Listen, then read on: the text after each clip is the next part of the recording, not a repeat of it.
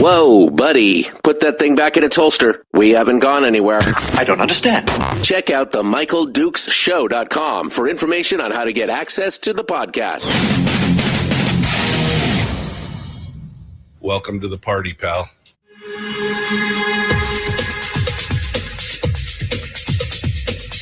The Michael Dukes Show. The greed and the entitlement is astounding to me. What more could you want from a low-budget radio program? This is a dumpster fire. That was just BS. It is time to get a new perspective. We know just what you need, and we've got just the cure. Open wide and prepare for a steaming hot cup of freedom. I just don't fathom it. The Michael Dukes Show, streaming live across the world. Live around the world on the internet at MichaelDukesShow.com and across the state of Alaska on this, your favorite radio station and or FM translator. Good morning, my friends, and welcome to the program. It is the Thursday edition of the big radio show, and we are getting ready to go here. We got a big show lined up for you today, and I got to say, folks in Fairbanks, you lost a step off your game, man, because this is like a full peninsula-centric show today, man. It's all about down here and down south.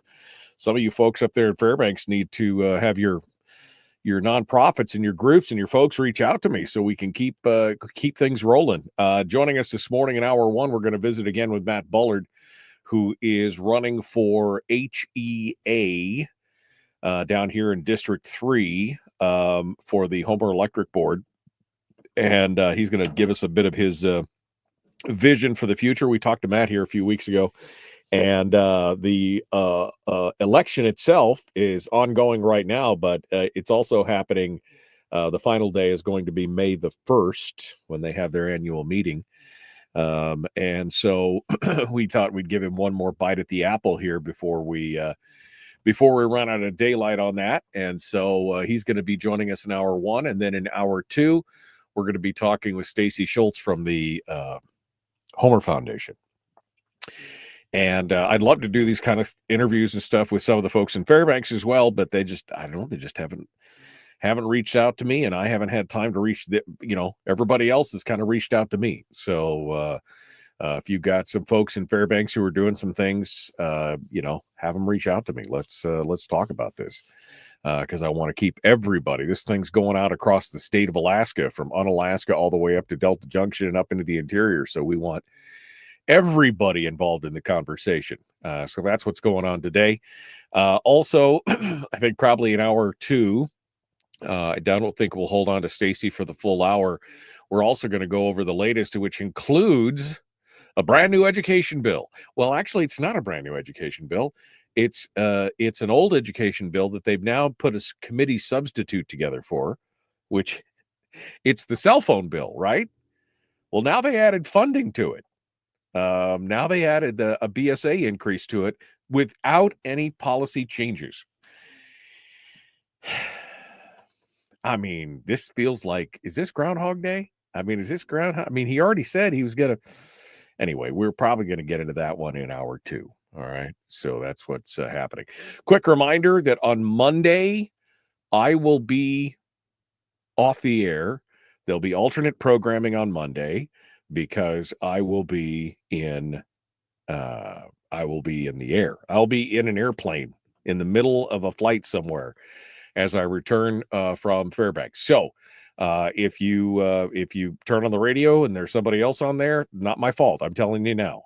Okay, it'll be Monday, and we'll be coming back. We'll be back Tuesday to start off the week with Brad Keithley. That'll be fun. Anyway, it'll be good stuff. So again, just a quick reminder, I'm off the air on Monday, and just, tell your friends. All right, let's get to it. Let's start getting things ready to rock and roll. We'll dive into it with our first guest, who is here to join us today, Matt Bullard, who is running again for HEA board in District 3. He joins us this morning to talk about it, to give us the full rundown, and we welcome him back onto the program. Good morning, Matt. How are you doing? Doing pretty well, Michael. How are you? Just another beautiful day in paradise. How was your you went hunting? I heard you went and did you slay the wild beast, or did you I did not. We had a great time. Put the boat on the ferry, took the Tustamina over in 20-foot seas, came back in 15-foot seas. While I was there, we had a cold front come through, and the bears just weren't out and moving, and spent a lot of days looking at brown hillside and snacking on Snickers. Yeah. Well, any day out there getting skunked is still better than a day at work, right? I mean, that's what That's right. everybody Yeah. says. So it's all. If I could sit out there and do that and call it hunting, I'll call it a day. There you go. There you go. All right. Well, Matt, let's recap here, because like I said, it was just a few weeks ago that we got a chance to talk with you for the first time about this, and this is something that I've been critical of, is that even myself, there were times when I was in Fairbanks that I didn't vote in the GVEA elections because I didn't know they were happening, didn't know it was not a high priority at the time. But looking back and realizing how much policy is driven by the electric co-ops boards, and what that effect is on our bills and the future of where we're going and everything else. It was a real missed opportunity for me and for anybody else that's doing it, because as we've seen, NSTAR just announced that they're raising their rates for gas, and others are going to be raising their rates. And of course, there's going to have a knock-on effect for electricity and everything else. This kind of energy policy is being built at the local level, and boards like HEA, MEA, GVEA, Chugach Electric, all these other boards where they have advisory boards, those are the folks that are helping to build this policy.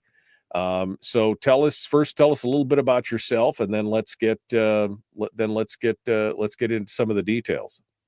Yeah, absolutely. Thanks for that introduction, Michael. Again, Matt Bullard, originally from a small town in Massachusetts, United States Merchant Marine Academy grad. Still have my third mate unlimited tonnage license with my tankerman endorsement. I initially was going to go into the shipping industry, put that on hold, flew backseat for airborne early warning systems aircraft in the Navy for 9 years. Met my wife, who's a dentist, moved to Homer, bought a practice, and we've got 2 great kids that are still hopefully sleeping. And that brings us, 37 years later. I do. We'll start with what you just said as far as the local election stuff, because there was a big hullabaloo about people gathering in the park over the past weekend, and everybody was all excited about it on Homer Communications, and everybody was getting their signs and flags and everything together to go protest whatever. And it is, like you said, it is interesting that people will gather and put so much energy and forethought into something that's happening thousands of miles away, and then just kind of delete that little email that comes in from HEA, or say, hey, I don't need to pay attention to those guys. This stuff doesn't bother me. Somebody else will take care of it. I posted something on Homer Communications the other day, and one of the things that came back was prices are high. You guys keep increasing prices. So what does it matter anyway? It's like, well, this is the whole reason that you vote. The whole reason that you vote is to get out and change policy, to get out to enact your views on what success looks like.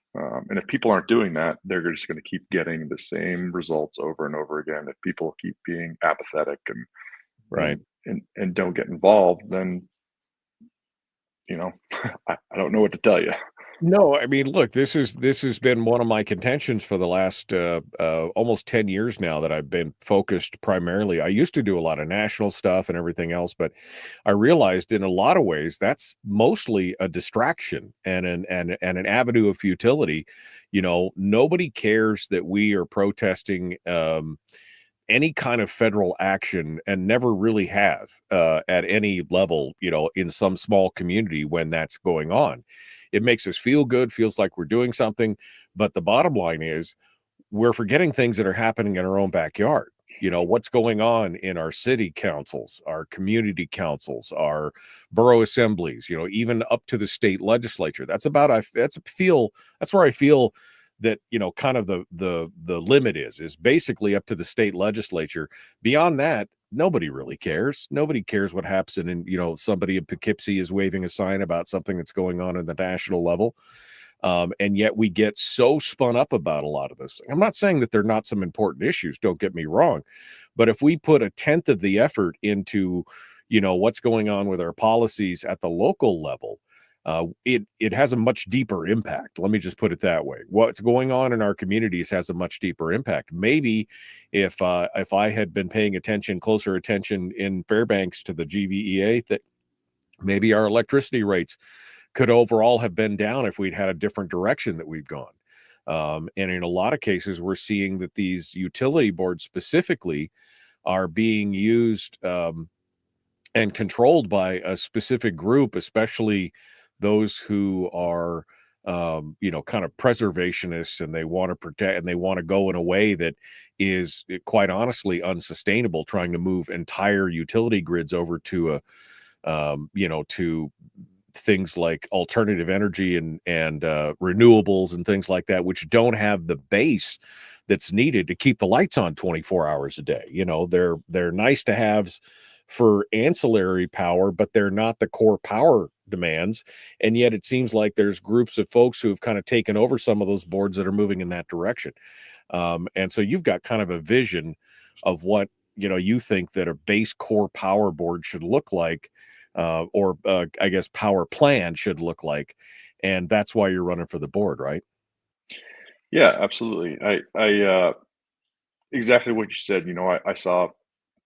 I was going about my daily business, assuming that everything was going fine here at HEA. I was like, oh, I'm in Alaska. What could be going wrong with energy policy in Alaska? And HEA puts out this contracting announcement for the massive $60,000 plus solar panel contract that was supposed to go in up at Puppy Dog Lake, and I was sitting there scratching my head, saying, it's dark here half the year. Who is coming up with these policies? What can possibly be happening behind the scenes that I don't know about to make people go in this direction? And so I think we need to take a good hard look at how we're producing and bringing energy to the peninsula. And I think we need to take a pretty hard right or left-hand turn from where we're going at the moment. I was just talking to a gentleman where HEA's board is currently thinking about continuing the Puppy Dog Lake solar project, regardless of the investment from the private company, which, to me, if a private company can't make it work, usually a government style institution probably isn't going to make it do much better. And my vision really centers around natural gas, geothermal, and nuclear. I mean, if you're not, in my view, if you're not having a discussion with those three things at the core of your policies moving forward, it's just kind of you're talking more in platitudes rather than actual long-term vision planning. Right. We've had some deep discussions on this show about how, while renewable energy has some promise in certain areas, it is not. It is always as a supplemental. It's never as a base core power. There's the things like you said, like geothermal, hydro, nuclear. Those are the things that really produce consistently and persistently, and that is that is part of the problem. And of course, Alaska also has a huge supply of the what is in the world some of the cleanest coal in the world as well, and we're seeing some of that stuff get shut down as well. So those are the things that I think that we need to be talking about, and we'll continue here. Matt Bullard is our guest. He is running for the HEA board in District 3, and we're going to talk a little bit deeper about some of the policies that he's discussing, and we will continue in just a moment. The Michael Duke Show, common sense, liberty-based, free-thinking radio. We return in just a moment with more right here.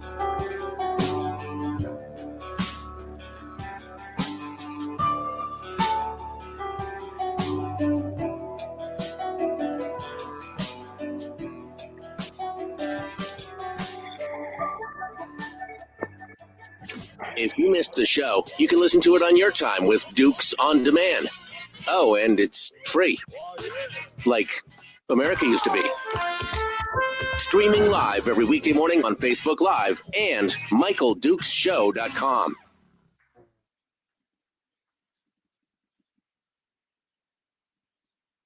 Okay, we're in the break right now. Matt Bullard is our guest. I can't believe HEA is thinking about going forward on a project that other private entities have already said, "Oof, we can't do this because it's not." They're walking away from whatever they have invested so far because they're not going to be making. I could just see right now that you want to see an increase in your bill. You want to see those kind of stuff. That's going to be.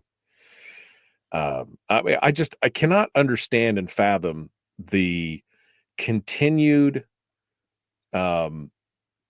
focus on some of these renewables that are, again, not built. They're not built for. They're always been supplemental power sources. They've never been a core power source. You'd have to build wind turbines across half the country to be able and then wire it all together in a giant national grid to be able to get enough power to run part of the country. And even then, I don't think it would be consistent enough to keep the lights on all the time. That's part of the problem, because the wind doesn't always blow, the sun doesn't always shine. The magma is always hot and rivers always flow. So, those are two that you can always get to. And then, of course, nuclear, which we're showing more and more interest in now across the country, is finally, starting to pick back up after the hand wringing over some of the things back in the 70s and kind of the panic of what happened in the 70s and the 80s. But it's crazy that we've got organizations that are completely focused on this renewable issue when it does not provide the power that we need, Matt. Yeah, it's been interesting. I was trying to think of a way to come up and explain to people, not only, I think at this point everybody's kind of heard the arguments for and against, and it seems to me you're not really convincing people anymore. With you can throw data at them, you can show them. You could show them the unreliability. You can show them the wild grid price swings. You can, you could throw everything at them. But I think it's kind of fortuitous that you and I are talking, because I think what's starting to get through to people is, the failure of businesses. People losing jobs. So when you look at when you look over at Great Britain and what's happening over there, British Steel just had to be acquired by the British government. It was going to be shut down. So that British Steel was, a World War II relic that's been making virgin steel since, they were since the 40s. And it was about to be shut down because basically their input power was costing them almost $1 million a day. They were losing $1 million a day because Electricity costs were skyrocketing, and they could not sustain their ability to produce virgin steel for, defense contracts. These things are, national security assets. And push comes to shove, the company says we're shutting it down, and, and and they have to spend billions of dollars to keep this running. And it's just, another one of the things. You look at the Nantucket Wind project. Nantucket Wind is basically forever on hold now because they don't know why the wind turbines explode. It's like, well, maybe if you thought about some of these things before, you plastered 60 of these massive turbines off the coast that haven't been doing a fantastic job, not only providing power, but also, creating an environmental hazard around a beautiful part of the country that I grew up in. These things are tragedies. So anyway, I think at this point you got to start showing people like where the failures are, where, hey, these things are costing people jobs. Hey, these things are destroying oceans. You can go back to 1995. 1995, first of all, I was 7, but that was also the year of the first COP meeting. The climate change big hubbubaloo where everybody flies in their private jets over to somewhere. Right. Hold on, Matt. We're going to rejoin here. Let's get back to it. The Michael Duke Show. Public enema number 1. Oh, wait, sorry. Public enemy number 1, which makes more sense. On the other hand, he's a little bit of a pain in the Michael Duke Show. Yes, I am. I'm proud of it. The Michael Duke Show, Common Sense Radio. We're continuing this morning. Matt Bullard with running for the HEA board in District 3. Again, my exhortation is to folks who are listening across the state, whether it's in the Valley and you're served by MEA, whether it's in Fairbanks and you're served by GEA, or down here on the peninsula and you're served by HEA, every one of those electrical co-ops needs you to pay attention to what's going on there. Now, Matt and I were just talking about kind of this heavy focus on renewables. And Matt, you were saying, it doesn't matter how many things we throw at them, the facts, we've talked on this program about what does it cost to actually build a solar panel, what's the maintenance and upkeep on a big wind turbine, and all these, we could talk about all those details. That doesn't seem to faze them, but even they have to admit, the facts that these sources are not constant sources, which is the biggest problem that we have, is that they're not consistent, constant sources of power. You only get wind power when the wind blows. You only get solar power when there's enough sunlight to power them. That's always been one of the key factors. And you were just talking about how, they've got problems, in Nantucket now, where they built 60 of these things and everything else. And you were telling us, that you remember some of these things back from when you were a kid. Yeah, and it's just in general, it was a one of the first wind projects. It was touted as an amazing push forward, leap forward, yada yada yada, and eventually it, they started to fall apart. And again, one of the people in the chat, Brian, says Doomberg, and Doomberg is basically they did they're energy analysts, and they did a wonderful piece on this whole project, and kind of the failures and the lack of understanding of people.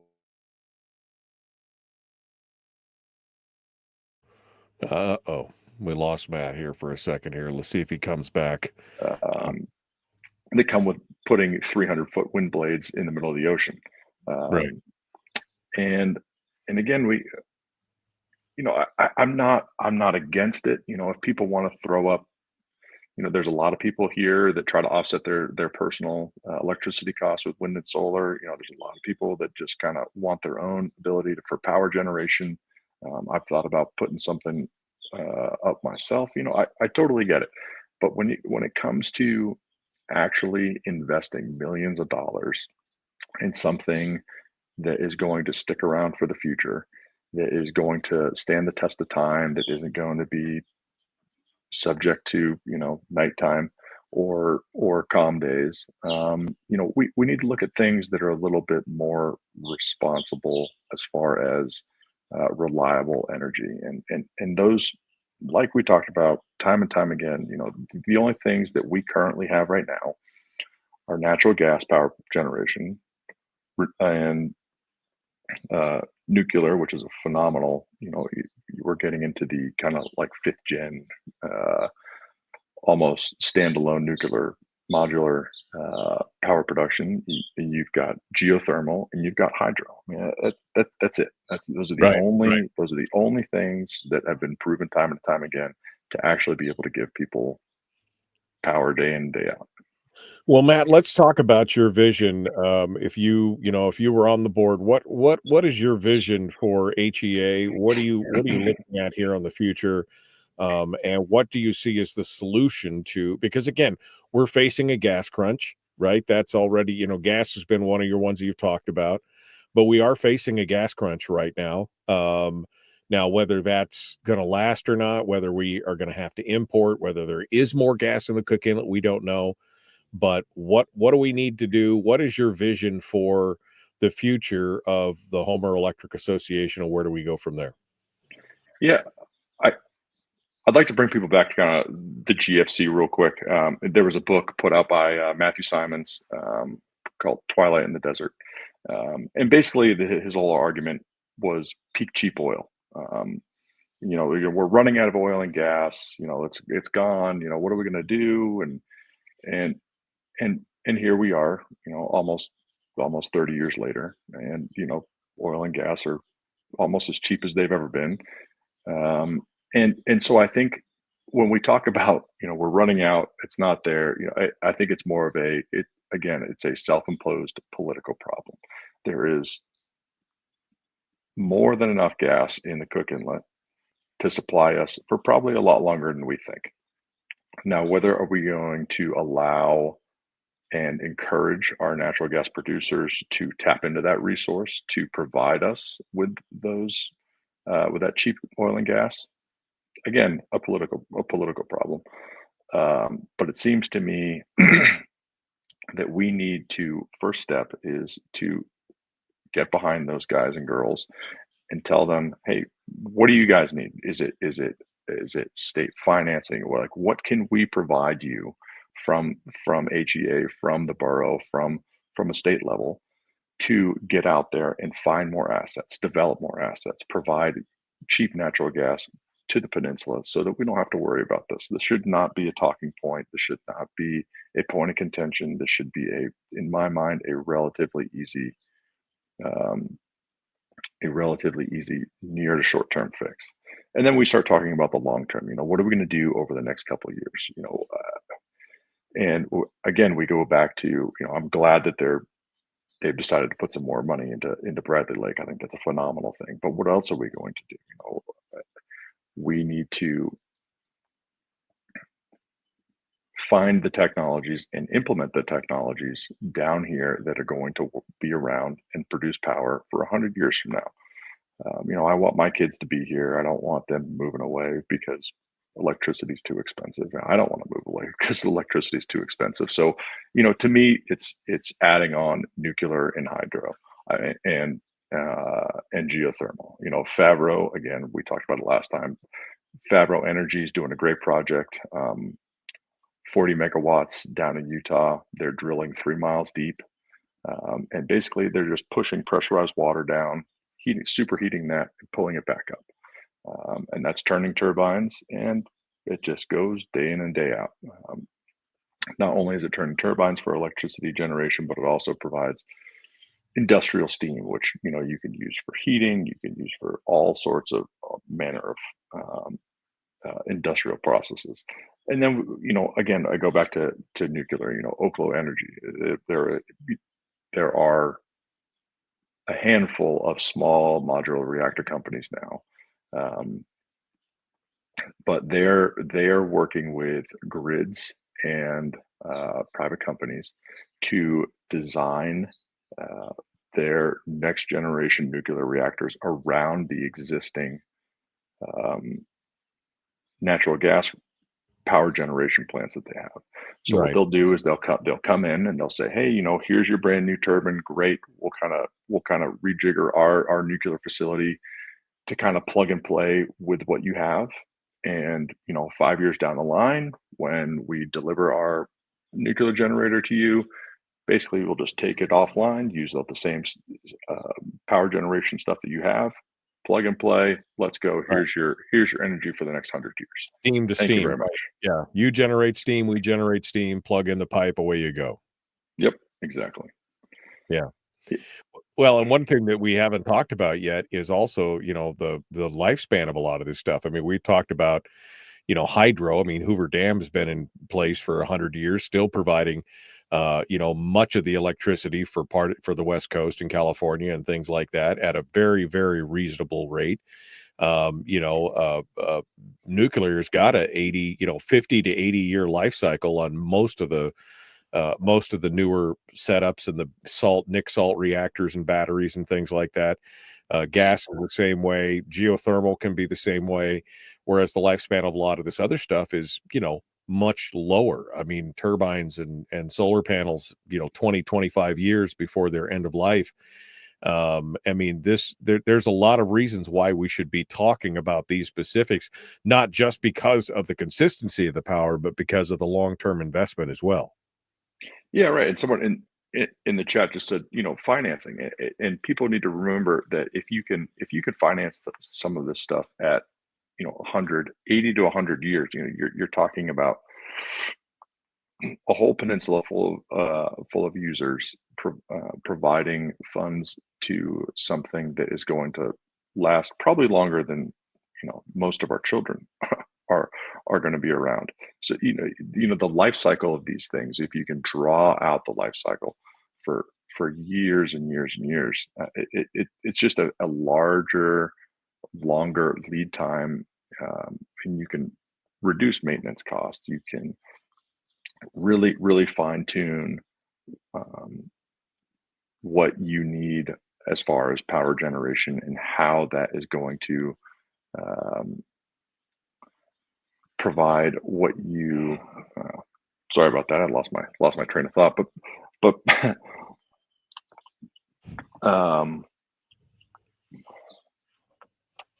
yep, there it goes. I apologize. But it is about the long term. I mean, it's about the long term. Right. I mean, if we've got a 300, if we've got a 100-year life cycle, it's much easier to swallow a $300 million investment over a 100-year life cycle than it is over a 20 or 30 year, 25, 30 year, 40-year life cycle. And that's all going to be part and parcel of it. Matt Bullard is our guest, HEA District 3 board candidate. What's the response been so far, Matt? How have folks been? Have they been talking to you? Are you hearing about it? Or as it is with most of these board, is it kind of flying under the radar? What are you hearing here? Yeah, it's been a lot of flying under the radar. I have had a couple people reach out, and we've had some great discussions. We've had a couple of people reach out about their home electricity, solar generation, and kind of the impact that that's currently having on the grid. Which is a whole another topic to kind of cover. But basically, the power that we already generate and sell back onto the grid is already becoming a problem for grid stabilization. So if we throw that puppy dog lake on there, we're going to have. I can see some real issues coming down the pike. But then a lot of people just had some concerns about nuclear power generation, and again, some of those incidents in the past, with Fukushima being the latest one, just really burned into people's minds, and then just kind of having the other discussions of how exactly do you make this work? How exactly are these things going to be implemented? And so there are a couple people that are paying attention, but like you said at the beginning, it's not enough. I feel as though I should be getting a lot more interaction. I go out of my way to talk to people about it, and but it's just kind of like it's not on my news feed, or I just don't think people really are engaged enough, or maybe it's not in front of their face enough, or maybe it's not what flies up on their CNN flash or what it, I don't know what it is. Right. But like you said, it's the school boards, it's the HEA. These are the important things. These are the important things that are going to affect your day to day. All politics is local, right? I mean, that's the old saying, is that all politics is local, and we can be genned up about something that's happening thousands of miles away that may affect us slightly, but it's the things that are going on at home that we're not paying attention to that are going to affect us directly and on an everyday basis. And let me tell you, every time you open up that GVEA bill or that MEA bill or that HEA bill and you see the increases, I mean, in Fairbanks, they're talking about planning rolling blackouts in Fairbanks. They're talking about an increase down in the in here, where Homer's already seeing an increase in their electric bill. And trust me, when I opened my first electric bill down here running a radio station, throwing those transmitters on 24 hours a day, it's enough to stop your heart. So we definitely need to be looking at this and figuring out what we're doing. And we need to set a new direction. Matt Bullard is our guest, HEA District 3 board candidate. We're going to continue to talk with him here in just a moment. Don't go anywhere. One final segment with Matt. And then at the top of the hour, we're scheduled to meet with Stacey Shultz from the Homer Foundation as well. We'll talk with them about what's going on down there, what they do. We'll continue the Michael Duke Show. Common sense, liberty-based, free-thinking radio. We'll return right after this.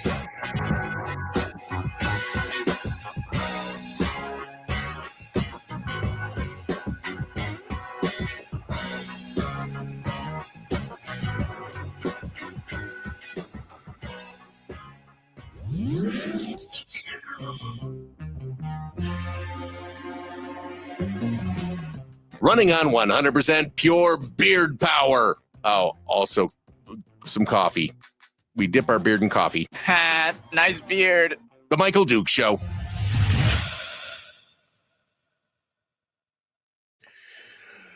Okay, in the break with Matt Bullard,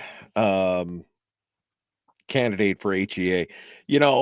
I had to say, Matt, I thought as you put because you have an advertisement on the radio that, that is talking about your candidacy, which I can't remember the last time I heard a candidate for a local municipal electric board actually, put the word out there, right? I mean, it's unusual because usually it's so low. And again, the fact that many of these boards have been taken over by some special interests where they're basically just kind of keeping it, they want to keep it under the radar so people aren't paying attention. But when you when you talked about nuclear being an option in there, I'm surprised that you haven't been inundated with people talking to you about that, but you said you've only had a handful of people that even want to talk to you about that. Yeah, again, Homer's in a very interesting place. You've got a lot of people that I think really want the wind and solar thing to work, and I don't blame people at all for that. I think history is pretty conclusively bore out that for first world countries, it's just not enough power density, and I kind of figured that, again, going back to being just bringing ideas to the forefront that aren't really, I wouldn't say, a little bit more provocative, and I figured I'd get a little bit more engagement. Right. Again, like you said, there's just been nothing there. Well, Homer's kind of a political really weird. crossroads, right? It's kind of a political crossroads. It's left and right, and people who want different things, but at the same time, I always find it interesting that folks who are pushing so hard on a lot of these renewables are the same ones that would say, "Oh, but don't put that solar panel farm in my backyard, or don't put the wind turbines in my view shed, in my bay," kind of thing.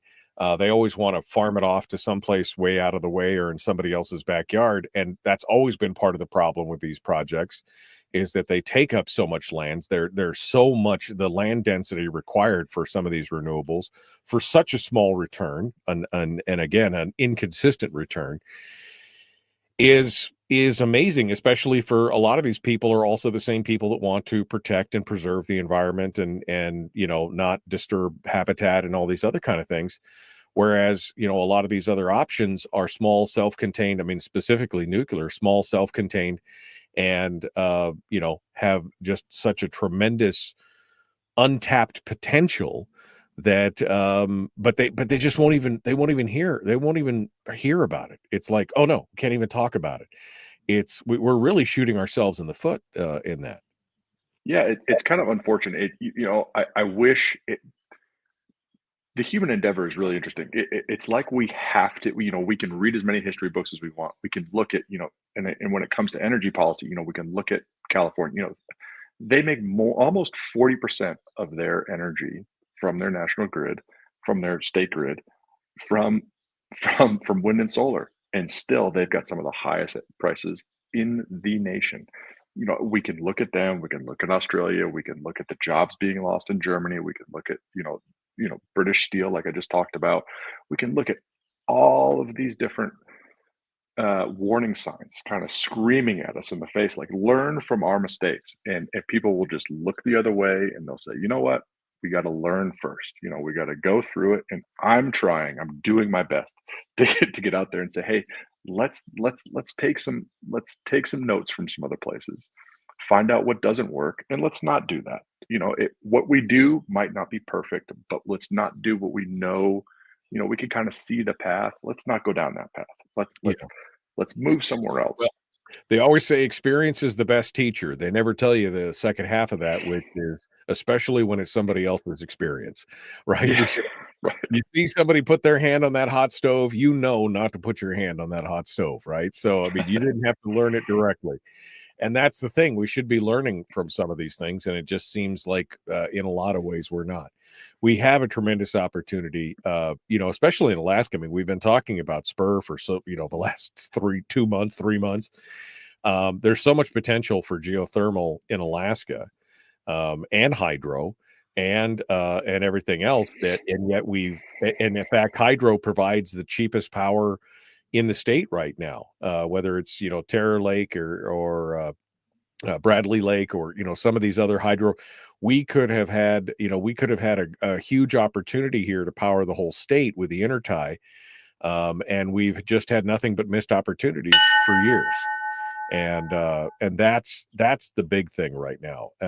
And I don't think people understand. I mean, really, at a fundamental level, how important base electricity is to society, like just having constant access to how our lives have become so easy in so many ways, and how important it is that we have that. But I'm going to let you address that, and I'm going to give you the final seconds here to discuss all this. Let's get to it. The Michael Duke Show. The Michael Duke Show. Not your daddy. Wait, sorry. Not your daddy? Ooh, not your daddy's talk radio. Whew. I was scared for a second.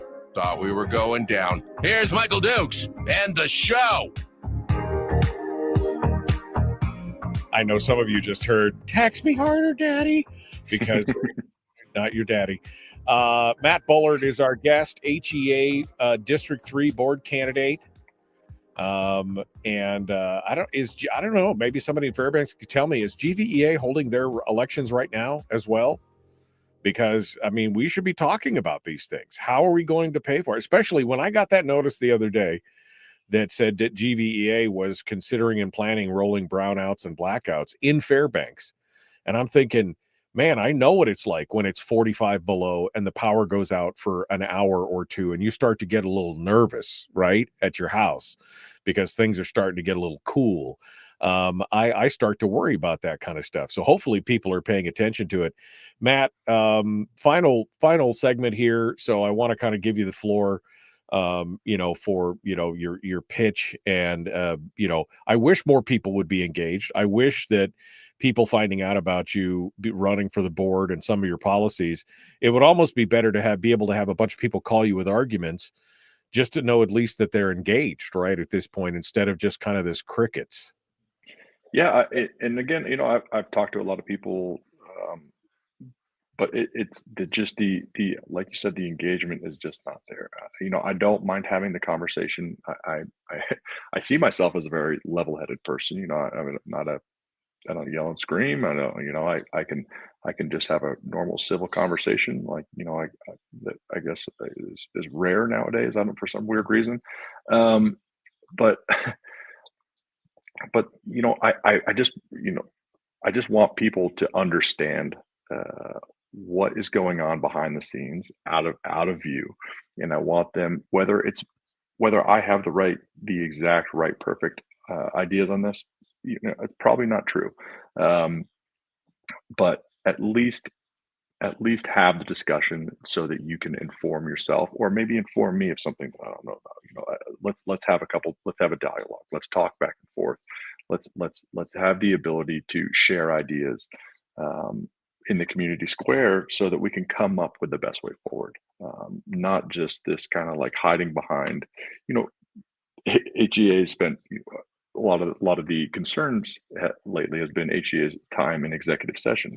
I don't want like the executive session discussion. I want people to come with their ideas to say, hey, this is the way forward, because like you were saying, energy is kind of, um, energy has got to be one of the most important base things that we have. It's a constant struggle, especially in Alaska, to keep things warm, to keep, things, we want to keep ourselves warm, we want to keep our food cold. And this kind of defines our standard of living. If we have more constant cheap electricity, that's going to increase everybody's standard of living. And if we have less of that, your standard of living is going to decrease. And so when people start talking about,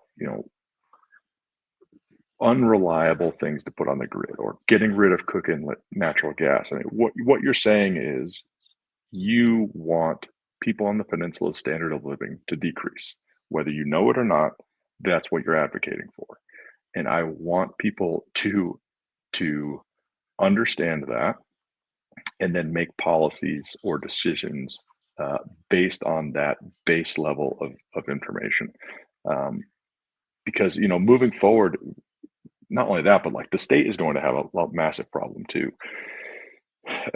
You've got facilities, like the Pearl facility over in the Middle East. I mean, these are facilities that are taking natural gases and NGLs and crude oils, and they're turning them into diesels. They're turning them into jet fuels, and it's constantly pushing down the price of natural gas, the price of crude oil. And and it's going to lead into that state problem, where not only do we have funding problems now, but wait till crude oil's at 50 and natural gas is at 5. What are we going to do? Right. Because then we have a whole new set of problems, as far as revenue. It's good. That's when it's good for the public. And I've often said it's that dichotomy in Alaska when oil prices are high, the state's rolling in dough and it feels great. It's the public that gets the pinch, right? The private sector and the people get the pinch. Where on the other hand, when the oil prices drop out the barrel bottom, people are able to fill their fuel tank for a reasonable price. But at the same time, the state's scrambling for revenues and they're threatening to tax you on something else. So it's always a problem. And again, I can't stress this enough that many of these boards, it's kind of been just in the background. It's not even an afterthought. An afterthought would mean that they actually think about it. Most people are not even considering it, even though they get that electric bill every month, and they're not even thinking about the policies that are driving the costs of those things. We need to start paying attention to that stuff. Yep. 100%. And I don't know where all of the funding comes from.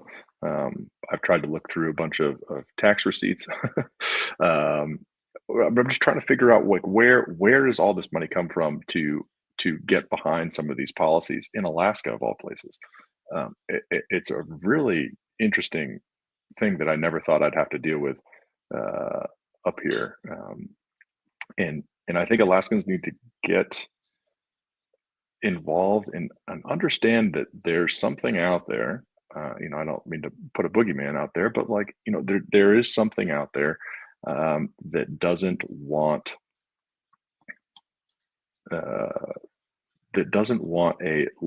us to produce oil and gas, and doesn't want us to have a constant, basically consistent, low energy cost. And I don't know what that is. I don't know who it is. I don't know if they're doing it on purpose.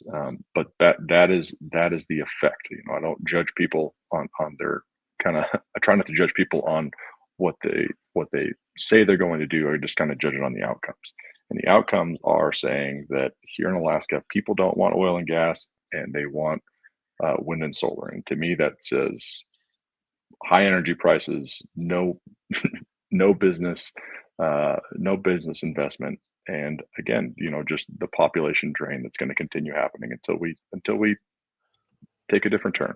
Right, because again, those costs affect us all. It drives out migration, and of course, the only thing that would attract many businesses, and of course, now we're talking about things like server farms and AIs, and they all absolutely are attracted to one thing, and that is cheap, low-cost, consistent energy, and it's something that we're struggling with here in the state at every level. 2 minutes left here, Matt. So why don't you give us, for folks out there who are listening, give us your elevator pitch for those folks who happen to live in District 3 and still have the vote. It's in your email, right? They make it easy. They send you an email with a secure link, and they're like, go ahead and vote. And you can wait to vote till the annual meeting on May 1st. But, now's the time. The link is in your email. Give us your final pitch here, Matt. Well, just to clarify, you can wait to the 1st, but you can't go to a physical voting station. So you would have to go all the way up to Kenai to cast your vote. So down here in District 3, unless you want to make the hour-and-a-half long drive, you either have to open up your email or look for that envelope that came in the mail. I talked to HEA. Everybody down there is more than willing to help if you're having trouble with it. If you can't find your confirmation code, please give them a call. They're more than happy to help. As far as my elevator pitch, again, Matt Bullard running for the District 3. I don't have all of the answers. I don't proclaim to know everything. I definitely do not know everything. My children remind me of that every day. But I do think I have a pretty good understanding of what doesn't work. And in Alaska, what doesn't work for grid-wide base load power is wind and solar. So let's cut those out of the discussion, and let's move forward with things that do work. Again, in the short term, we need to get natural gas flowing. I'm not opposed to exporting natural gas. I think that would be a great revenue generator for the state. But we just need to get more natural gas from our Cook Inlet reserves, and support the guys that are doing it. In the medium to long term, we need to start looking at other investment strategies that center around hydro, geothermal, and nuclear, and that has got to be the way forward. Matt Bullard, thank you so much, folks. We're out of time. Hour 2 dead ahead. The Michael Duke Show. Thanks, Michael. Sorry about that, Matt. Nope. I give you the final minute because I think you were just getting to the good stuff. I mean, we could talk about wind and solar and other renewables, but it has to be after we've satisfied and certified that we have got consistent, persistent, affordable power that we have now. And if we're looking for things on surges or things to help offset some of that, then we can talk about wind and solar and some of these other things. Because again, I hate to keep kicking the dead horse, but they are not consistent enough to provide stable power for a grid. They are supplemental. That's all they are, supplemental. And it's not just supplemental. You're messing with the frequency on power lines.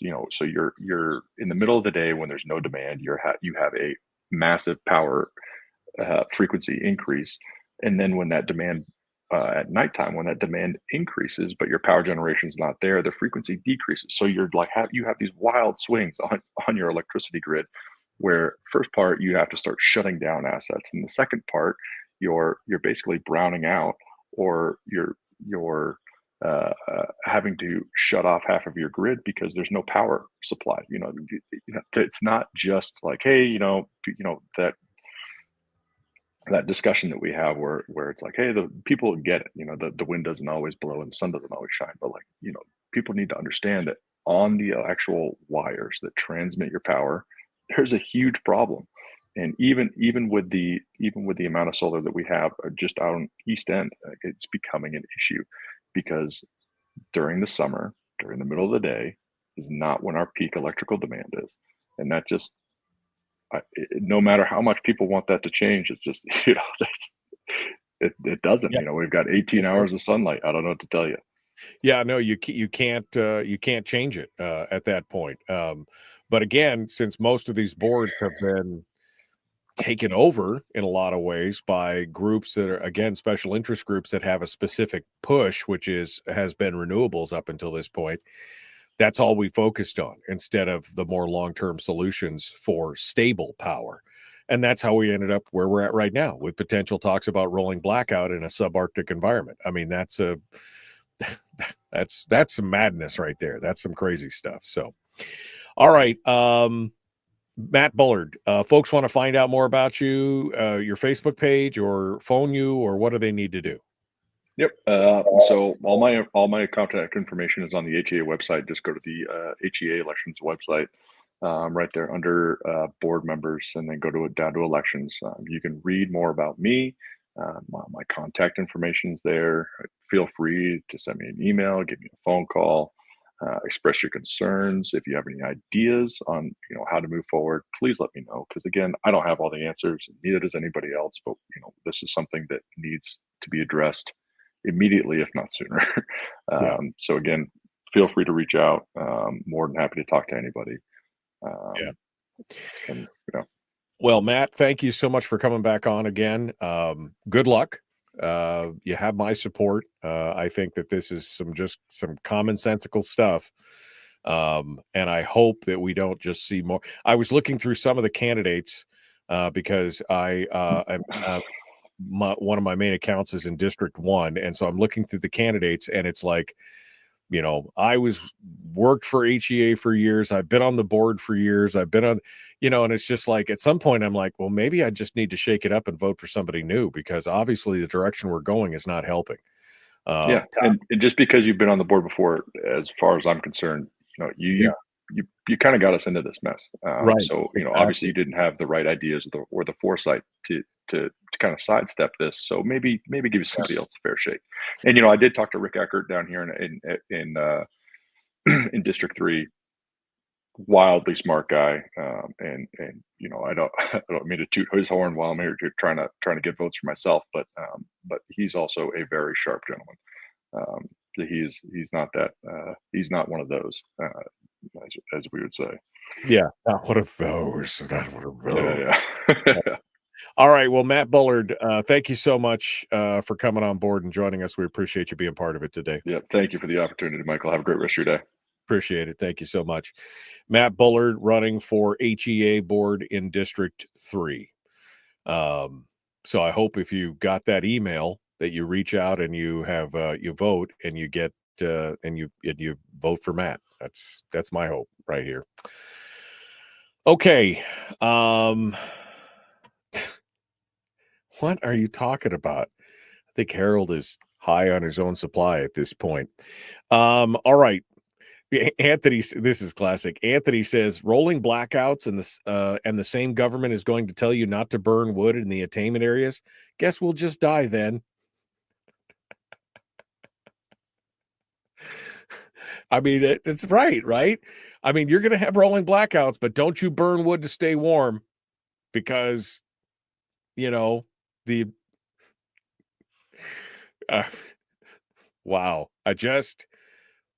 Wow. All right. We're coming up on it here. We got more continuing. We're going to be talking with Stacey Shultz from the Homer Foundation here in just a moment. And hopefully we'll continue on here. Let me, I I need to send a text message just in case. All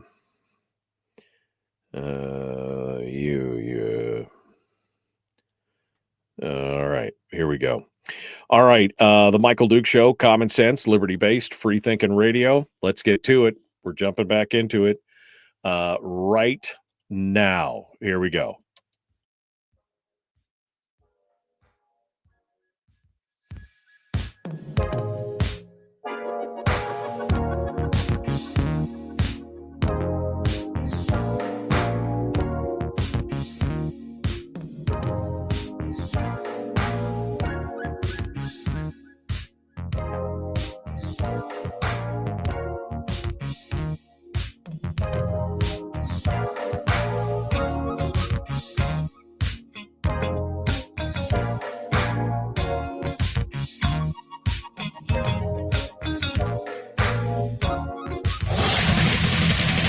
Whoa, buddy. Put that thing back in its holster. We haven't gone anywhere. I don't understand. Check out the MichaelDukesShow.com for information on how to get access to the podcast. Welcome to the party, pal.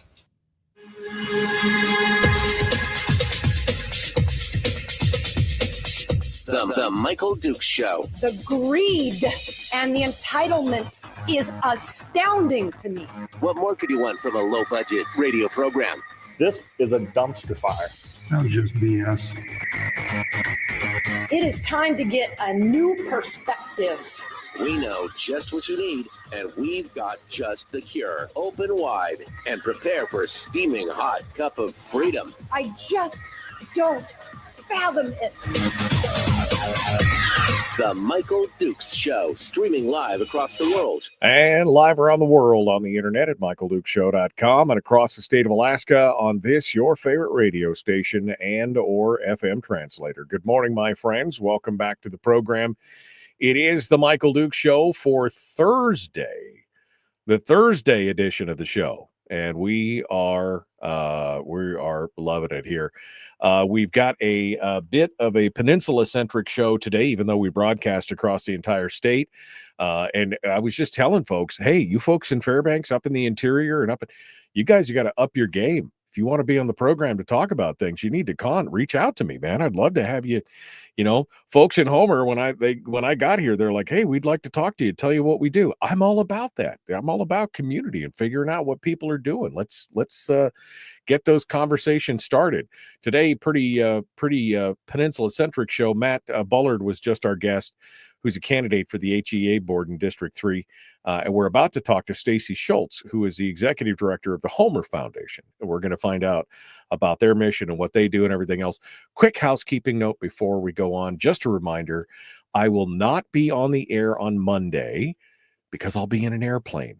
And I think they would frown upon me spreading all my stuff out in the seat and trying to connect and do a radio show from the airplane. I mean, that would be exciting, but it would, then I'd have to sit at the gate and they couldn't deplane me because I'm in the middle of the show and, the whole thing. So no show on Monday. We'll have alternate programming across the state, and then we will we'll continue. But we'll be back Tuesday with Brad Keithley, which is a heck of a way to start a week. That should be fun.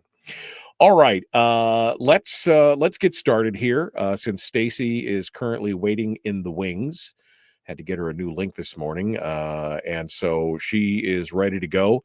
Let's get into it. We're going to find out about the Homer Foundation, and let's get her on board to discuss. Stacey Shultz, executive director of the Homer Foundation, joins us right now. Hello, how are you? Good morning, Michael. Thank you very much for having me on. I am well. How are you? I'm doing good. I'm doing real good. I'm loving it. I got to be honest. Been trying to get to Homer for many, many years, but could never figure out how to make, you love it down here, but how do you make a living kind of thing, right? It's one of those things. It's really I've been really loving it down here. And of course, trying to find out more about the community and all the things that go on. And it's good to have you on so you can kind of educate me on what the foundation does and what we need to do. So let's get started with what is the mission. So the Homer Foundation. Tell me, I've heard the title. Tell me exactly what you guys do and what you are all about here in the South Peninsula area. Sure. Well, this is going to be a good test run for me, Mike, because I am actually new to Homer. I came here in August, and started with the foundation in August. So this will all be a bit of a test run for me, and it's great. So the Homer Foundation is a community foundation. So the mission is to enhance the quality of life for citizens of the greater Homer area by providing philanthropic and charitable activities. So when I say the service area, so we go all the way up to Ninilchik, our service area, and we go over to Nanwalek, and then everything in between there. So we have a pretty good service area. So we're not just Homer centric.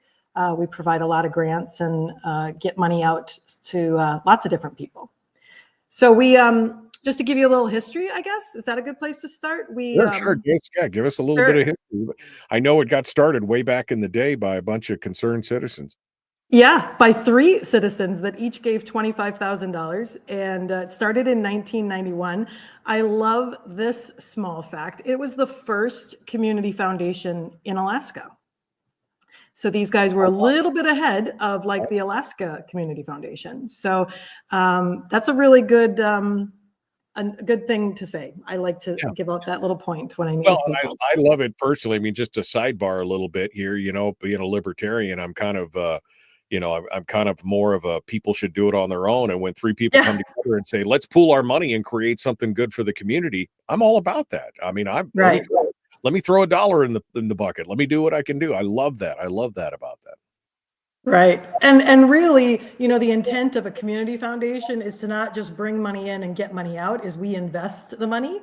And so that it lasts long term. We have this kind of slogan we're promoting right now. It's give, grow, grant. So people give the money, we help it grow, and then we grant it out to the community. But when you endow it, and then you're only using 4% of that value of that fund, that money is going to last forever, right? Hopefully. Right. But it's a really good investment for the community because that money is going to be there and continue to give out year to year versus giving it all out in 1 year. So we like that concept. Right. And what are the causes and the things that you guys are focused on? Is there a mission statement to say, these are the things that we want to focus on, this, not that kind of thing? What are some of the things that the Homer Foundation focuses on when it's looking in the community to do things with this money that they've collected from citizens over the years? What are you guys trying to do? Right. Well, we give out to a variety of different causes. One of my biggest jobs is to be aware of what the community needs are. So I try to attend lots of different meetings to hear what people are talking about. And then when people apply for grants, if we know that that's one of the emerging needs in our community, then we love to fund those kind of grants. So it could be anything from, of course, food insecurity seems to always be high on the list. So we have a local food bank here. There's a food bank up in Ninilchik. There's one in Anchor Point. We do a lot of funding for them if they need a little extra support. We help across the bay. Seldovia, they got a grant for their senior meal program. It could be anything from animals to youth to recreation. The trails sometimes need some help if it's like the ski trails. Really anything is up for grabs. We don't get political, so we don't fund any like political campaigns or things like that. People often ask if we're funding religious organizations, and we do. We have a program called YAC, which is a youth advisory group. And there's a lot of kids that hang out at this place called the Galley, which happens to be associated with a church. And as long as they're not proselytizing to the kids, we're good with it. Because if they're providing a good service, we think that that's good for the kids. So there are some guidelines, of course, but if people are doing good things in the community, we want to support them. That's really the focus. That's great stuff. Yeah. So what is, and I know you guys have got your big dinner coming up, which we're going to talk about here in a second. But can you give me some examples of some of the things that you guys, I know you guys, you said trails. I know you guys have done some park renovations. You've done some other things. And again, this is all money that's been gathered in the community. And again, has been created a nest egg that's allowed you to go ahead and do that in perpetuity, which I love to hear as well, kind of a self-rolling, not a self-licking ice cream cone, but a little net that can then generate and spin off for years to come. So can you give us some success stories of some of the big things you guys have done, and things that people may recognize? Well, the biggest, we do a lot of projects. So like the boathouse down on the Spit, if you get down to the Spit at all, that was a big community project. There was a skate park. We gave some money to that for a renovation. Those are some of the bigger projects that we've done. There's a Ketchimack. See, now you're testing my newness to Homer, because these all happened before I got here. But there's a Ketchimack Park down East End, and they're putting in a soccer field. I know we're helping out with that a bit as well. Sometimes they're little things, but like, for example, we just gave, do you know Center for Alaska Coastal Studies? Mm-hmm. Yep. You know that organization? Okay. So we just gave them a grant to develop these sensory kits. So that, say you have a kid with special needs, maybe in the autism spectrum, and you're out at a park and they're getting overstimulated, well, you could use this kit, and it's got different calming techniques in there. Your kid doesn't have to have a disability. If you have kids, we know they all have their moments, right? So it's got like calming techniques that you can then grab and use. And they did a big presentation the other night, which was a good success. We help fund Opus, which is the violin program for kiddos in town. I went to the Sea of Strings, it's their spring concert, and they packed the auditorium. I mean, they packed the auditorium. It's very impressive. We recently gave a grant to the Homer Homesteaders, because they're going to help families, like 24 families, build chicken coops and help them learn how to raise their own chickens, which is good for various reasons, long term. I should have signed up on that list. I should have signed up. I need to. I need to get back into chickens, man. That's like that's an excellent investment, right? I mean, that's what I need right there. Yeah, exactly.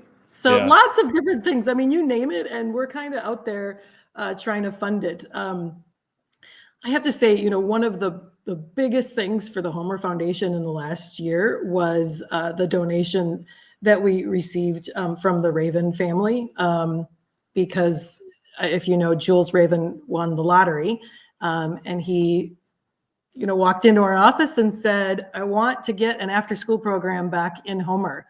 And so he gave a 1.2 million donation. 1 million of it we invested so that we can use that in perpetuity. And then the 200,000 is to help us get it going. So that's really exciting. And there's a great group in town called HOST, which is the Homer out of school time.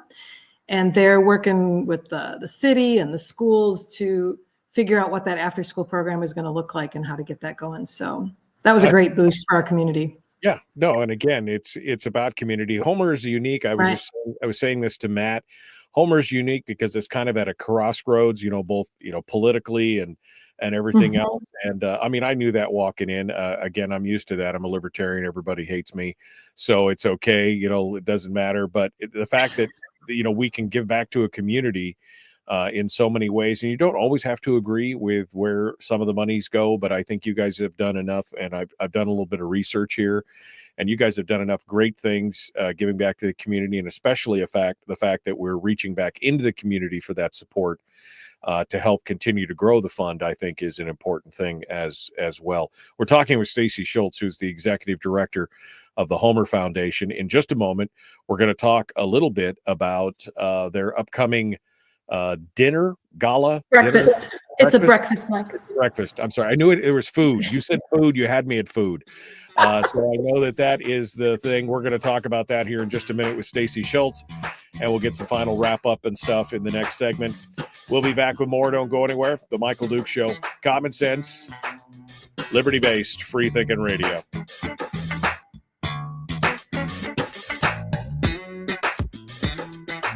We're broadcasting live through a series of tubes, allowing all of these entities to provide streaming stuff going on the internet. well, it's kind of hard to explain. Sorry. Streaming live every weekday morning on Facebook Live and MichaelDukesShow.com. Okay, we're in the break right now. Commercials are running on the radio, and it's just me and Stacey and 60 of our closest friends on the internet here as we continue on in the commercial break here. I'm going to go through a couple of the comments real quick. TR Fox says, Terry says, chickens are great if you can afford the feed. Man, you can feed chickens anything. Do you know that? My wife and I were talking about, we used to have chickens back in the day in Fairbanks, and she's really been missing them. And I've kind of put her off. I kind of put her off to not do chickens right now because I'm busy. But yeah, it'd be nice. I need to build a coop. It'd be great. I should have contacted these folks. We need to get a coop and get more chickens out there. And then somebody said Fred Meyer's had theirs on sale yesterday, 10 dozen for $10. Man, I would have tapped my retirement account for that one right there because that's a good deal right there. 10 dozen for $10. Absolutely. Let me see if there's anything else out there. Any kind of comments for Stacey? Okay. Brian just said hopefully, or he said probably. Oops, we just lost Stacey. Stacey's going to come back hopefully here. We'll see if she can get back on the segment here. Brian just said probably their return on investment is better than the permanent fund return. I hope it's better than the permanent fund because the permanent fund has not been doing great, man. Their return is much lower than the market index. I would hope that at least the Homer Foundation has got their stuff where it's actually making good money. And maybe they're not spending $800 million a year in fees to get a poor return, so that's great. And that nest egg has grown, right, Stacey? I mean, you said that you talked about the 3 families that started it off with $75,000 back in the 90s. Mm-hmm. I mean, how is the fund doing overall? We have 8.1 million in assets right now. Oh, wow. Okay. So you getting a pretty good return overall. We're doing well, and we're not like in freak out mode with the investments at all right now. We work with Vanguard, which is now Mercer, that we work with, and we get about a 7% return. And we're in it for the long game. We're not looking month to month here. All these people running around with their hair on fire, the sky is falling, and I'm like, right. Guys, this is a long-term game. This is a long-term game. You don't worry about what's happening today. Look at it down the road. Yeah, it may be a blip. It might be up. It might be down. But in the long run, it's always. And if you're getting a 7% return, maybe we should send those guys over to the permanent fund to get their stuff up. This is the happiest I've been that I can't retire for about 10 years. Yeah, exactly. But it'll all be okay. It'll all work out in the end. It will. When it's all said. All right. 10 dozen eggs for $10. I would have tapped my own retirement account for that. Absolutely. And somebody asked, are there federal and state dollars? Are you guys getting grants from the state and the feds on this, or is this all private citizenry and your own investment returns? What are we talking about here? Correct. Yeah. When everybody started really kind of getting worried with all the cuts from the feds, we actually took a pause for a month with our board and just said, okay, what should we do? We have these quick response grants where people can apply, and within a month we give them a response for $5,000 or less. And we thought, do we need to lower that so we can get more money out? Do we need to switch how we do grants? And then we just decided, you know what, we need to be the stability in Homer, and we need to be the place where people know they can come when they need support. We've actually expanded. We give out emergency loans, and that was usually $10,000 for 6 months. And now it can go up to $20,000 for a year. So if people do lose federal funding and they're about to shut their door, they can come to us for that. But no, we're very lucky. It is all private donations. We've had a couple grants over the past, like I'm losing the name, Murdoch grant, to help us with a development director position. But other than that, no, Well, we like how we're sitting. Because then you're not subject to the vagaries of what's going on up and down, and that gives and it's a true community effort, which is what I really Correct. like. Right. I like that a lot, and that's a plus. It's one of the reasons why I am so supportive of the Homer Foundation. I'm their newest fan. All right, here we go. We're going to continue on. Stacey Shultz, our guest, the Michael Duke Show, Common Sense, Liberty-Based, Free Thinking Radio.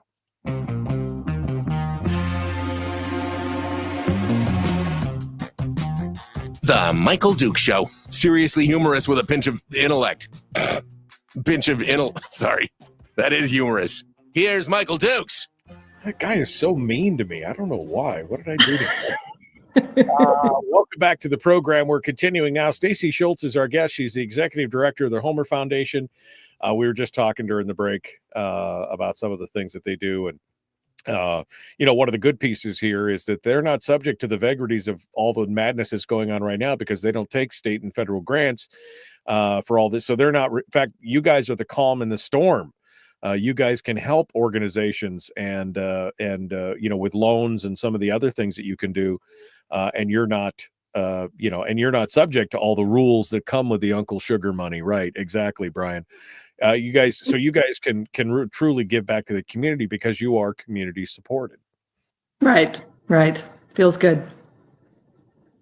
All right. Let's talk a little bit here about your breakfast, your meal that you guys are putting on. You've got a breakfast to help support the foundation.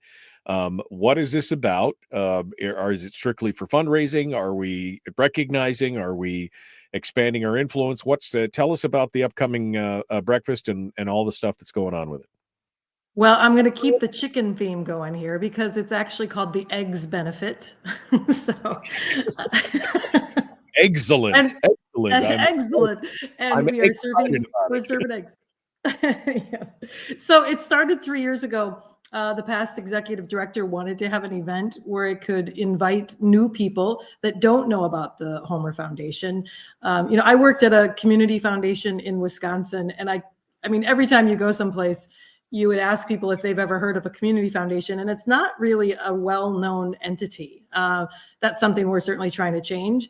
So by having this breakfast, it's really to invite, we have these table captains, and their job is to invite people that maybe have heard of the foundation, but don't know too much about it. Maybe their kid got one of our scholarships. Maybe they know of an organization that got one of our grants. But really to introduce them to just how much money we're getting back into the community.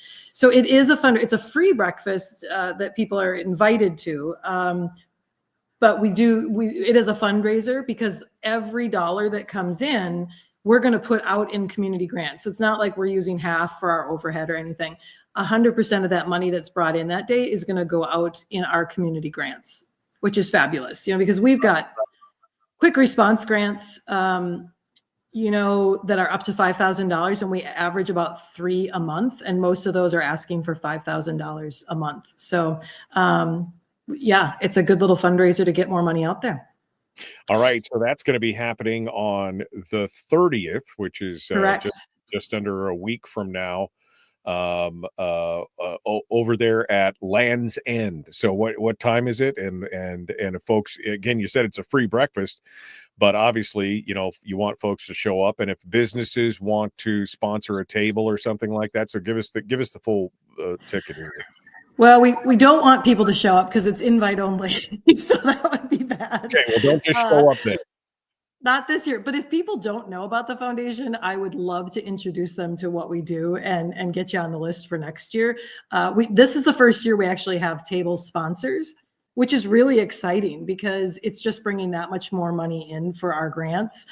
We have 10 table sponsors that sponsored $1,000 each.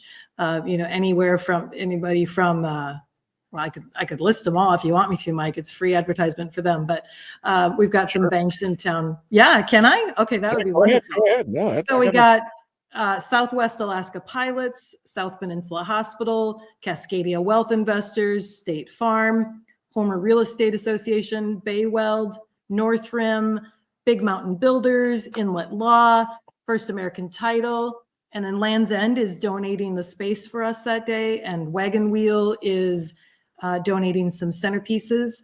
And then Ketchimack Medical Group is actually paying for the entire breakfast for us. So those are great sponsors. And so basically any money we raise, it's all going out. So I just love that idea. We're hoping to raise about 25,000. Right. Well, that sounds great, and it's generates money for the foundation's. Tom sent me an email saying for the foundation's opportunity fund. Can you tell me about the opportunity fund real quick? The opportunity fund is what we use for our community grants. And so, we have what's called donor advised funds. And so people will start a fund and then they tell us what they'd like to spend their 4% on. That's our spending policy is 4%.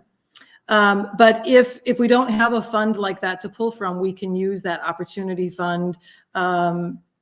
We can use it for operations, but most of that money gets used for community grants. We have big grants, over the $5,000 grants that we can use the opportunity fund for as well. So it's just a separate fund that's not run by a donor, it's run by the foundation. That's what makes it different. Right, I see. Well, I mean, it sounds like this is a good opportunity, and I got an invite. Apparently, I'm special, but it's great, and I look forward to coming out and learning more and meeting people and do stuff like that. If folks want to find out more, if they want to support you guys, I mean, I'm assuming you won't say no to a donation or anything else like that. How do folks participate in that way?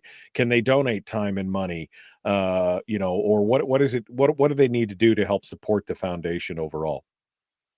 Well, one thing is, it's really easy to give at the foundation, which we really like. Our website is under construction right now. It's still usable, but you can go on there and you can see different funds and read about them and see what you're interested in. And you can pay right online, which is really nice. The other nice thing about a community foundation is because, we can take RMD, which is the required minimum deduction stock. We just had our first our first land donation, which was really fun to navigate. Luckily, we have a real estate person on our board, Denise Pitzman.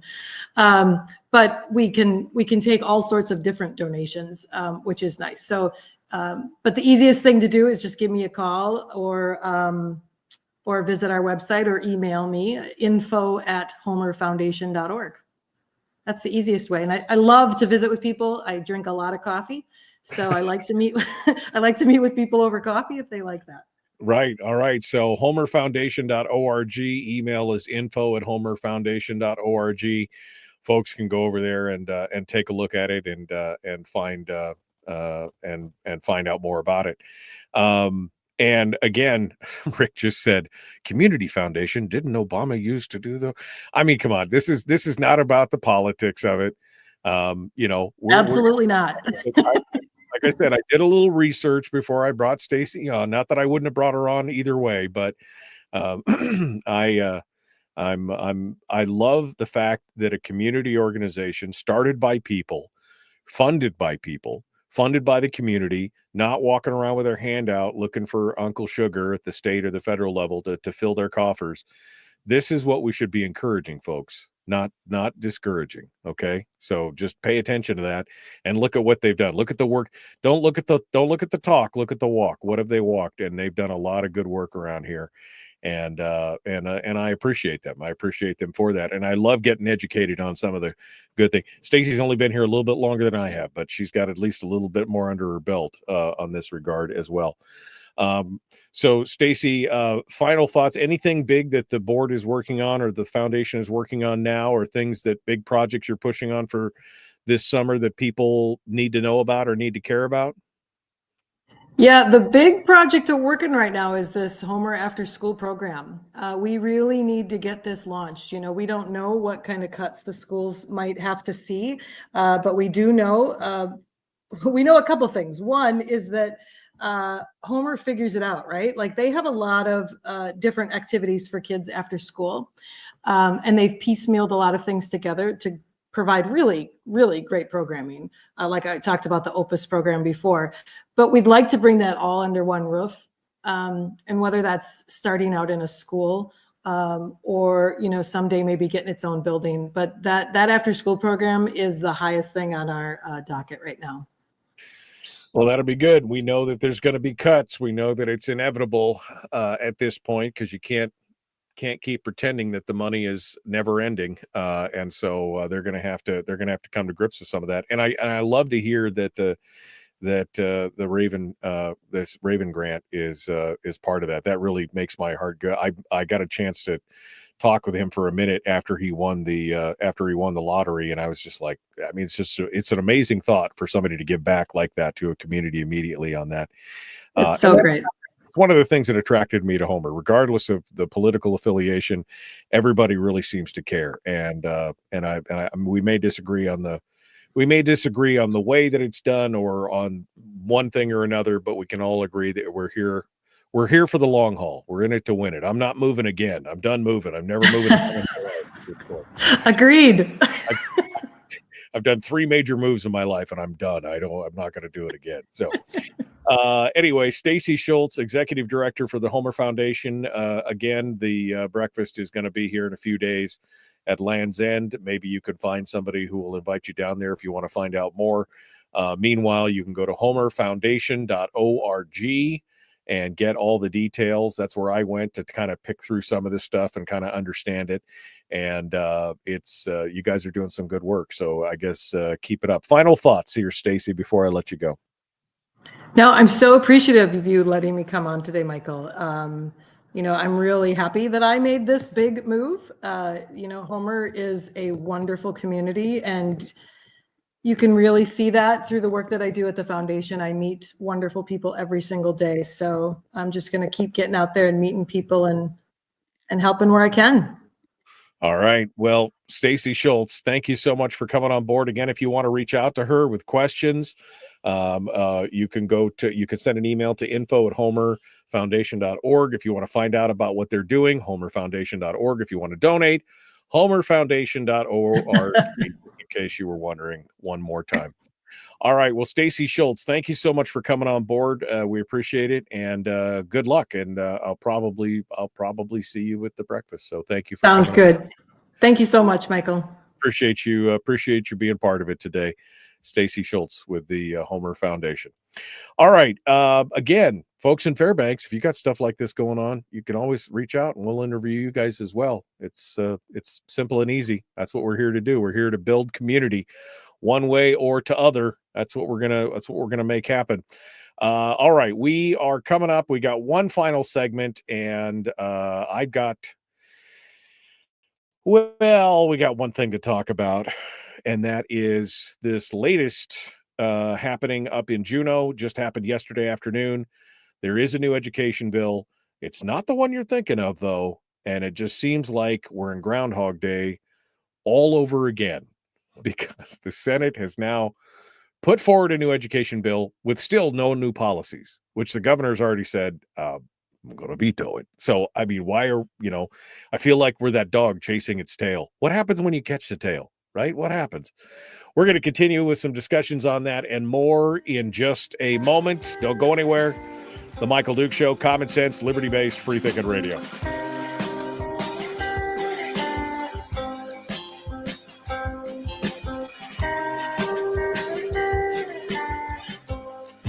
If you missed the show, you can listen to it on your time with Dukes on Demand.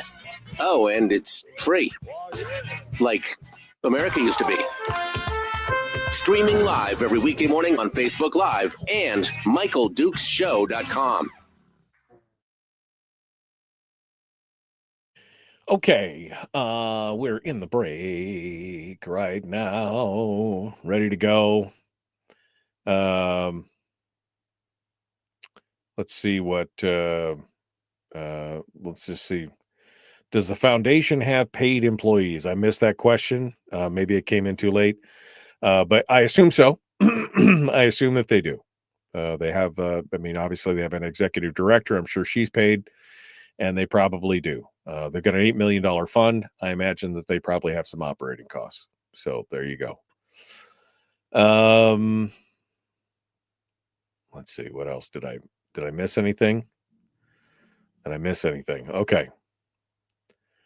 We need help in Fairbanks with the $33 million plus for the homeless puppy palace.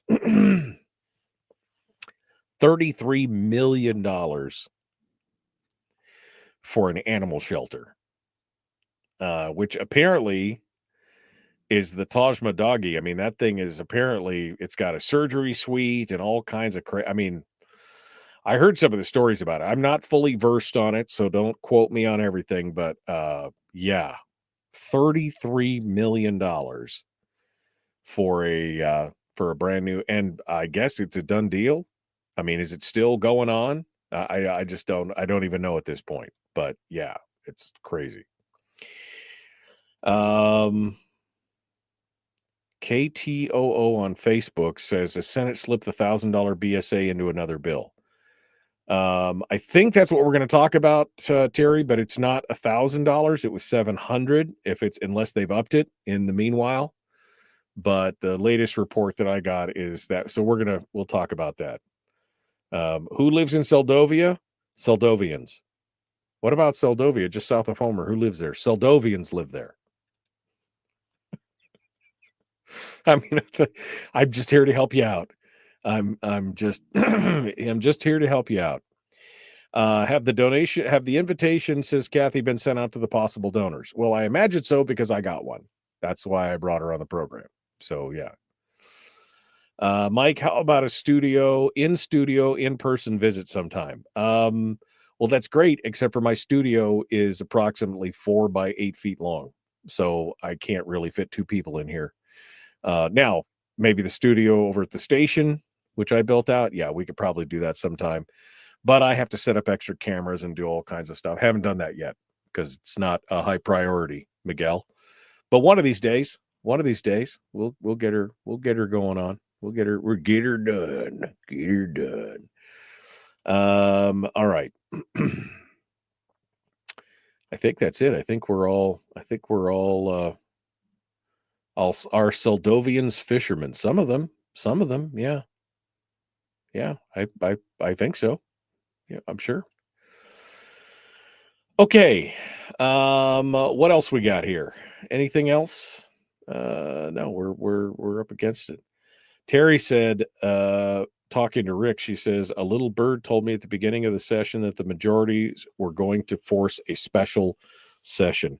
Maybe that's what they're attempting to do here. Just basically they're going to stall for the next 30 days until they get, because it's May 21st or 22nd is the final day of the session. Maybe they're just going to try and force it to where, maybe they push it into us. I don't know. Maybe. I don't know what good it would do. I don't know why they would want to force a special session specifically. I don't know why they would attempt to do that, since the governor's already committed to basically vetoing anything that doesn't have any policy procedures in it. Anyway, Fairbanks Assembly voted not to fund Mary Saipool the other day, a cut for the budget. Yeah. Okay. I'm all caught up. Look at that. Whew. Well, they're going to have to start making cuts in Fairbanks for sure. Okay. All right. Well, again, Monday. Oh, you got to pick your own arm up because it hurts too bad. All right. Monday, we're going to be off the air doing our thing and flying back here. So we'll be ready for Tuesday. Tomorrow, Willie Waffle. And I was working on David Codria, but I don't know if he's going to be on or not. I'm trying, but I'm not 100% convinced that he's going to be with us. We'll see. We'll see what happens there. All right, my friends, let's get back to it. The Michael Duke Show, common sense, liberty-based, free-thinking radio. Let's go, shall we? 5 seconds out. We're ready to do it. Okay, here we go. The Michael Duke Show. Not your daddy. Wait, sorry. Not your daddy? Ooh, not your daddy's talk radio. Huh. Whew. I was scared for a second. Thought we were going down. Here's Michael Dukes and the show.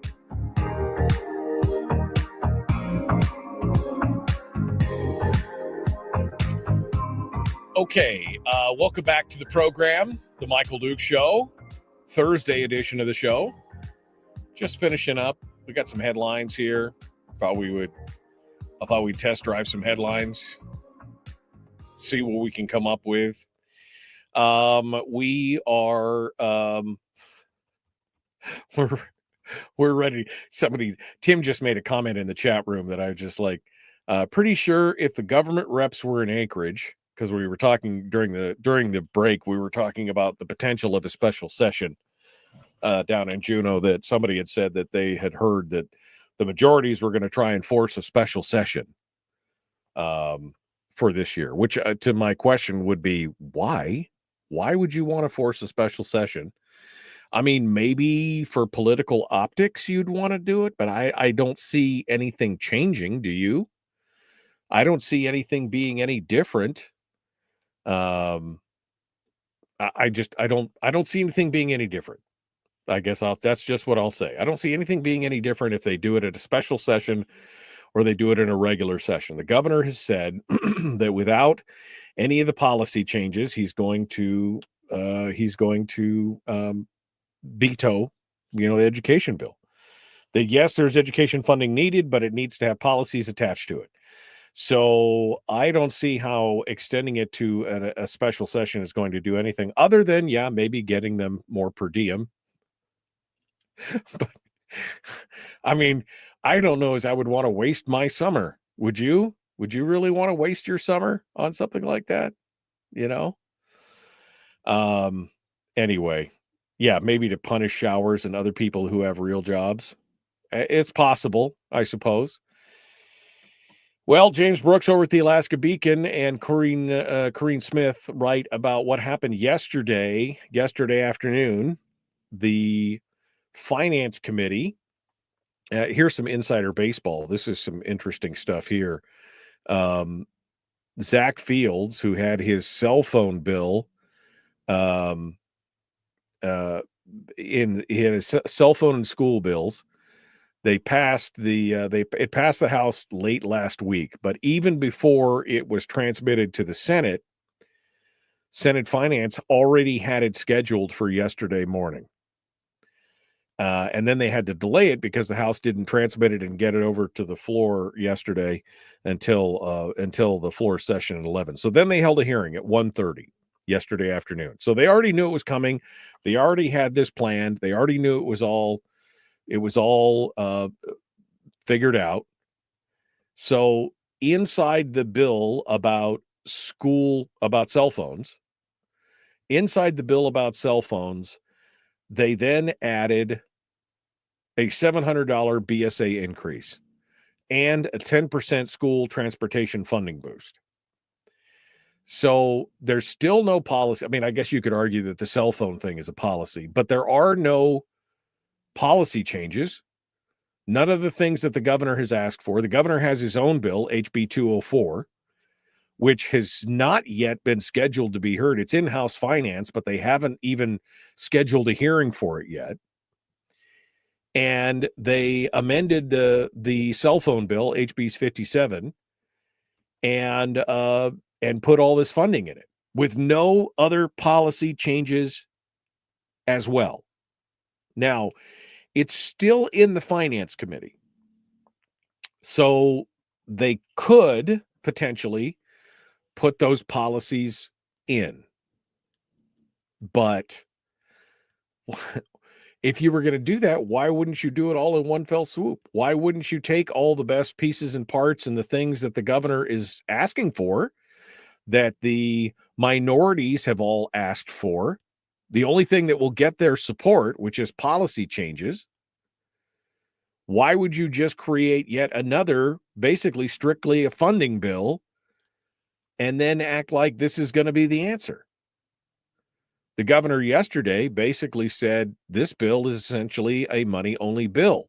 While this new bill currently does not have needed policy, there's still time to reach a compromise agreement that includes meaningful reform.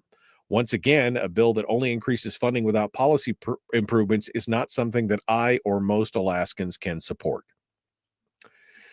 And so he's already telegraphing his likelihood of a veto.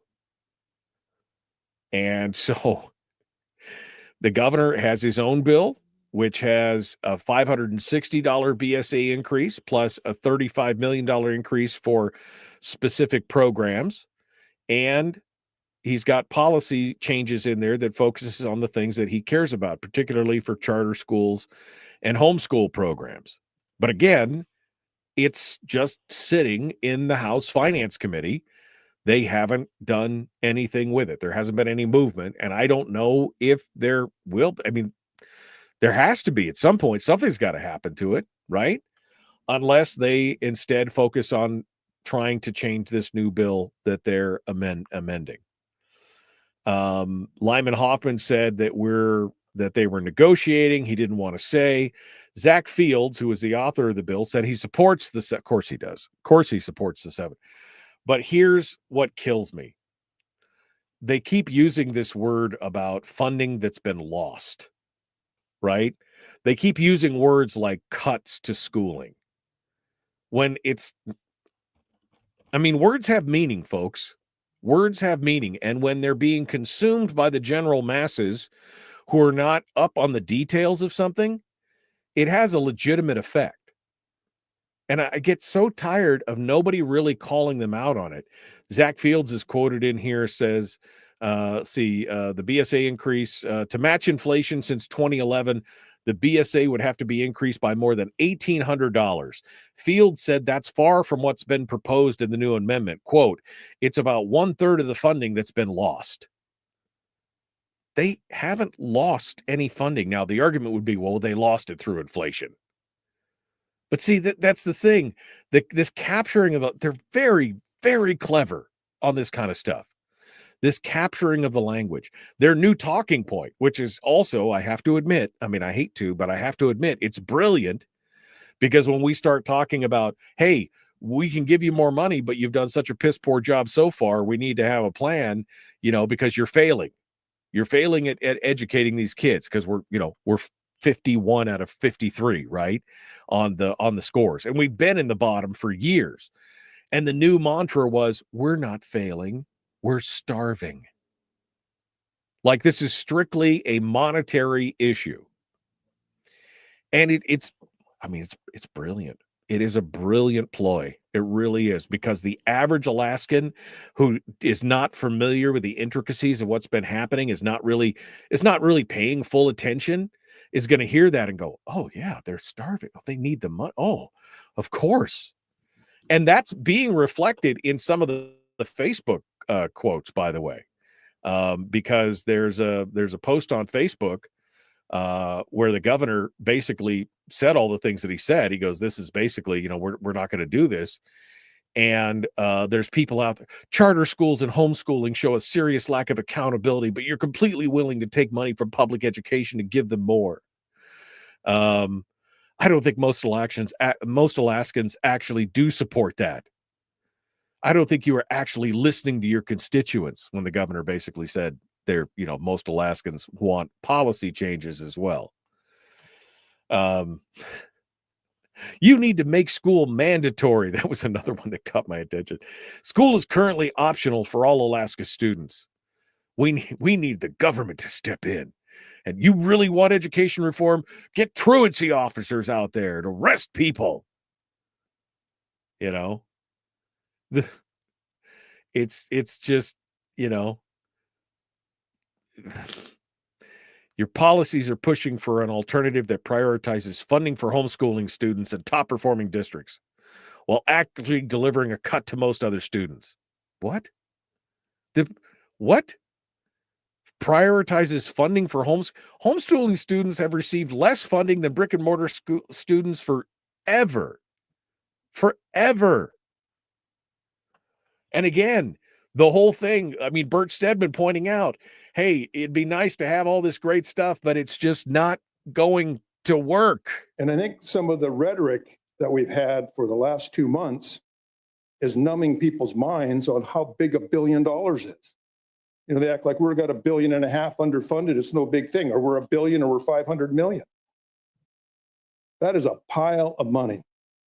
And when we look at adding another 100 million or so cut out of our operations, we put it in today, we take it out tomorrow in the finance committee in other areas. We don't have any choice. You know, it's not a matter of what we want to do, is what we have to do. Yeah, exactly. That's exactly it. I mean, you could put it in there, but the finance committee is just going to have to yoink it back out because there's no way to fund it. Except, of course, the NEA would be telling you, well, it's a nice PFD there. It'd be a shame if we drained it down to nothing.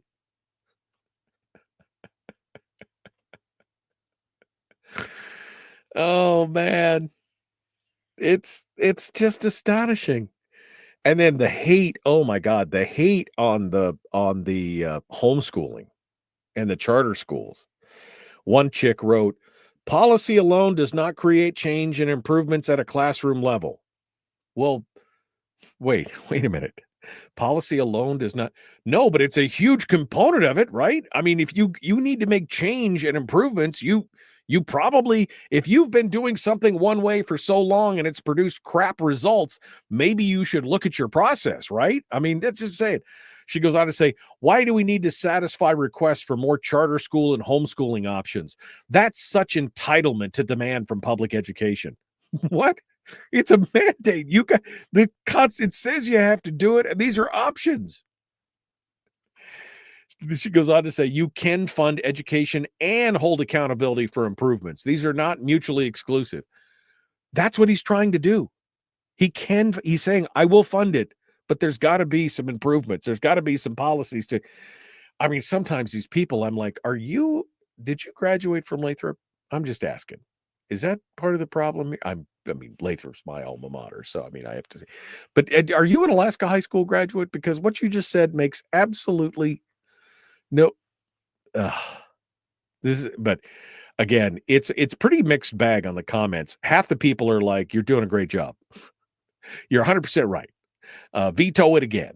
Why do they keep doing the same thing over and over? Yada yada yada. And on the other hand, it's this hand-wringing over, homes. And again, the hate for the homeschooling and everything else is just amazing. It's just amazing. It's crazy. It's crazy out there. But this is what they're doing. Now, again, maybe they're going to continue to improve it. Maybe they're going to add policies. I don't know. We're going to have to watch. We'll have to see. But I'm not even cautiously optimistic at this point. I just feel like there's some political maneuvering going on in the background that I'm not fully understanding yet. We'll have to see. All right, tomorrow's Firearms Friday. On Monday, I am off. Don't forget. We'll return then. Be kind, love one another, live well. The Michael Duke Show, Common Sense Radio.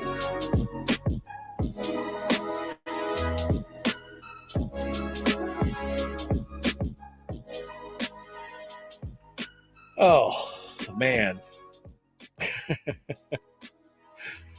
Rick says, send all the legislators home. Nothing this year. Just go home. Save the money. Wait. Bet that person that holds the signs about saving our democracy decries the authoritarian state.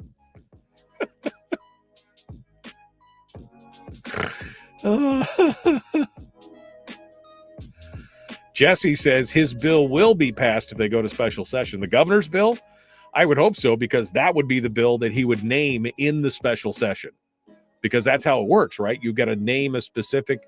So I bet he would name that bill specifically. We'll have to see what goes on about that.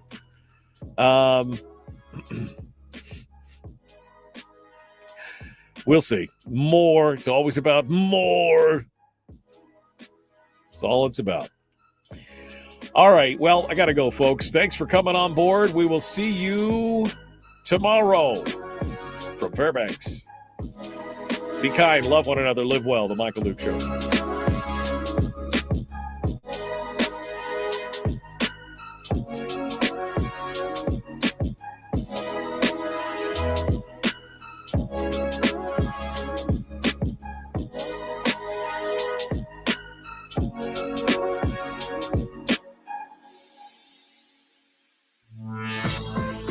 We've shed our terrestrial radio skin, and now we are slimy lizard internet people. It's the Michael Duke Show.